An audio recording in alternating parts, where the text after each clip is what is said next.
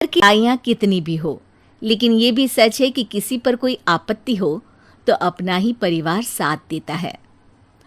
भैया, मेरे पीछे पुलिस लगी है, प्लीज मुझे बचा लो।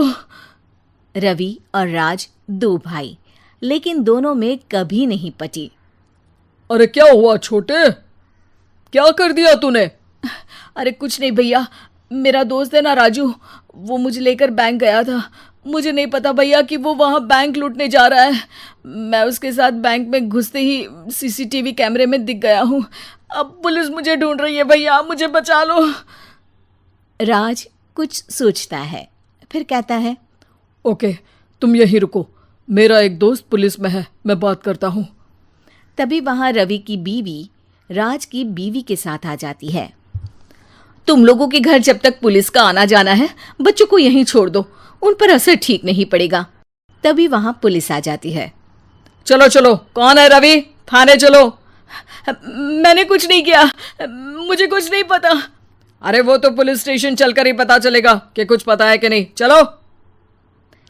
कहानी का फ्लैशबैक। भैया, मुझे मेरे मकान में हक चाहिए ही चाहिए। अरे लेकिन छोटे, अभी मेरे बच्चों पर काफ़ी खर्चा है, तेरी भाभी की भी तबीयत ठीक नहीं रहती, बजट बिल्कुल नहीं है कि मैं अलग होकर रहूं। देख लो भैया, 1 महीना है तुम्हारे पास, जल्दी से घर खाली कर दो। अरे कैसी बात कर रहे हैं भैया, मेरे शरीर में अभी इतनी हिम्मत भी नहीं कि घर को खाली करे। तो क्यों अपना पोषण बेचा भाभी?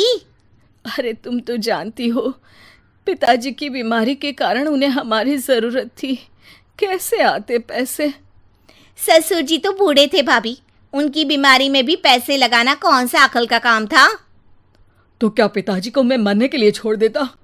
अरे रवि, तू तो समझ, पापा को हमारी ज़रूरत थी, उन्होंने हमारे लिए हर वो काम किया जिससे हमें खुशी मिले। बैक टू रवि, जो जेल में बैठा है। ये मैंने क्या कर दिया था? मैं ना पिता का हुआ ना ही भैया का, मेरे साथ जो हो रहा है ठीक ही हो रहा है। तभी वहां पुलिस वाला आता है। रवि, तुमसे कोई मिलने आया है। भाभी, आप यहाँ क्यों आई? पुलिस स्टेशन है ये भाभी। भैया, आपकी जगह मेरा भाई होता तो क्या मैं नहीं आती? अच्छा, ये खाना ले लीजिए, खा लीजिएगा। आपके भैया लगे हैं वकीलों और पुलिस वालों से बात करने में, डरने की कोई बात नहीं। जब आपने गुनाह किया ही नहीं तो सज़ा भी नहीं मिलेगी। रवि भाभी को देखकर रोने लगता है। घर में साक्षी चुपचाप बैठी होती है कि तभी सोनम कहती है, अरे साक्षी, क्या हुआ, परेशान क्यों हो रही हो? भाभी, अभी अभी पुलिस स्टेशन से खबर आई है, इन्हें बड़े जेल में शिफ्ट किया जा रहा है। मैं क्या करूंगी भाभी? रो मत, हम अच्छे से अच्छा वकील करेंगे। लेकिन उसमें तो बड़े पैसे लगेंगे दीदी, हम इतना पैसा कहाँ से लाएंगे?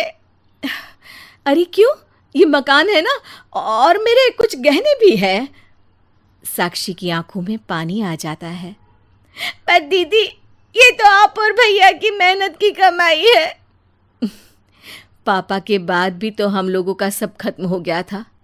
पापा को तो बचा नहीं पाए, लेकिन भैया को ज़रूर बचा लेंगे, और भगवान चाहेंगे ना तो दोनों भाई मिलकर इससे भी बड़ा मकान खड़ा कर लेंगे। साक्षी।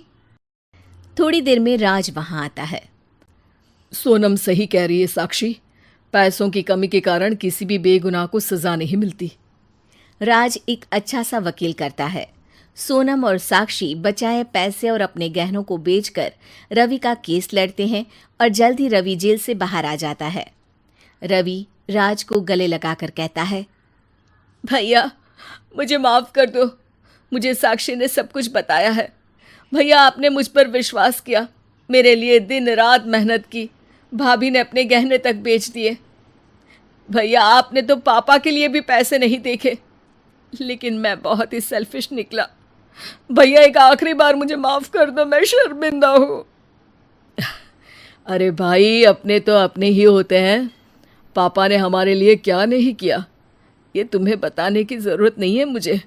और फिर तू तो मेरा भाई है, पैसे से बढ़कर रिश्ते होते हैं भाई।